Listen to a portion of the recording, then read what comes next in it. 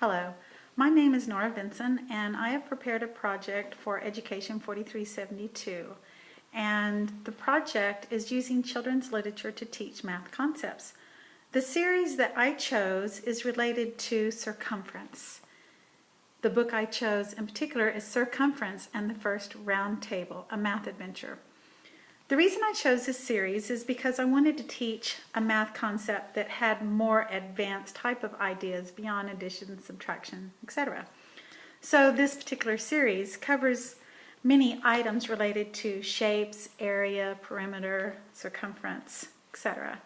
So a few of the other books in the series are Circumference and the Great Knight of Angleland, Circumference and All the King's Tens, Circumference and Off-the-Chart Desserts. So you can tell from the illustrations and the time period that these type of things attract children. They're always interested in a type of historical period that's from long ago that has intriguing types of people in it, like knights and kings and fair ladies. So I have prepared a video and a PowerPoint, but I need to explain what I was trying to do in the video. When I started reading this book, I went through the first few pages and found out that the king had a problem. He was sitting at his long rectangular table and he couldn't hear the knights who were at the other end. You look in the book and find out that his table was 20 feet long and 5 feet wide. All of a sudden, my imagination got activated and I started wondering what it would be like for children if they could walk out the distance of 20 feet by 5 feet and then stand across from each other and try to shout and talk to each other to try to come up with some kind of negotiation and a plan to prevent their enemies from overcoming them. The book continues with several different types of problems because the king and his helpers try many different types of shapes that don't work for one reason or the other. Eventually, they find a round table. It works well, and everyone is happy. So what I did in my video is I had my own children act out a few of the scenes from the book. As they got into costume and set up the environment, their imaginations were stirred more and more. In fact, there are times when they actually depart from the story. But if you do any kind of creative thing like this with children that are younger, they will also do the same thing.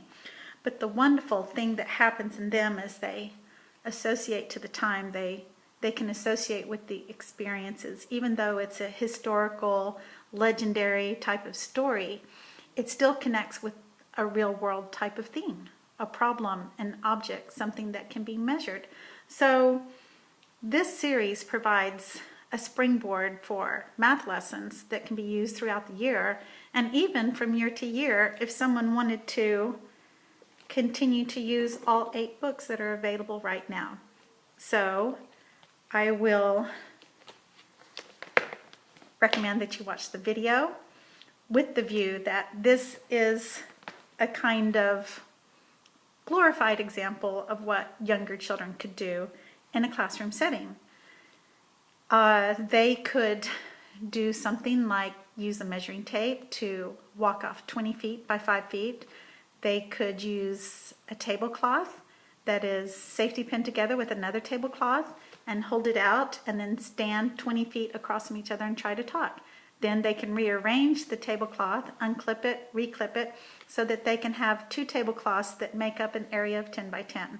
They could eventually use a round tablecloth that's about 70 inches across to try to come up with the feel of the round table. This could easily be done in a classroom if you have 10 children that are standing around a round tablecloth just holding the edges and trying to talk to each other. So I hope you enjoy our production of Circumference and the First Round Table. Afterwards, you'll find a PowerPoint where I outline a few basic ideas and problems that were going on in the book that were eventually resolved. I also set up a chart where you can see how to take the basic shapes that are brought forth in the book, like parallelogram, triangle, rectangle, etc., and find the perimeter with a formula or the area with a formula. I also included a few activities for children that could be done very easily with a formula, measuring tape, etc. And I also included the list of the books that are available and some ideas for how to springboard into other subjects like art. A child could very easily make a paper tunic and bring a belt from home. A girl could make a conical hat with a little piece of tissue coming out the top. If they have a hat and a tunic, then they're ready to play dress up and enter into the experience of the knights from long ago. The wonderful thing is the things that they learn are applied to everyday life now. The vocabulary, the concepts, the impression of space, those type of things that can't really be understood fully unless you act them out. So I hope you enjoy. We enjoyed this experience very much.